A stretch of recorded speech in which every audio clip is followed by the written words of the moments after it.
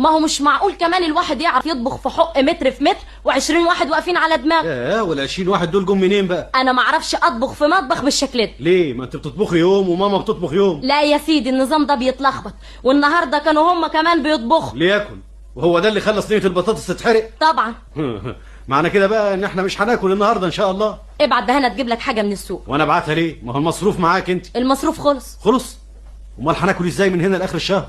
ده لسه ناقص 5 ايام عبال ما اقبض. يعني ما معكش فلوس خالص؟ لا طبعا ما معيش ولا مليم، وانت عارفه كويس ان انا بروح المصلحه ماشي وباجي ماشي بقالي كام يوم، حتى السجاير مبطلها من يوم الجمعه اللي فاتت. ما اعرفش بقى اتصرف ازاي وانت حرقت صينيه البطاطس؟ حاكمني بقى، علق لي المشنقه. لا يا ستي، لا هحاكمك ولا علق لك المشنقه، انا سايب لك الاوضه وخارج.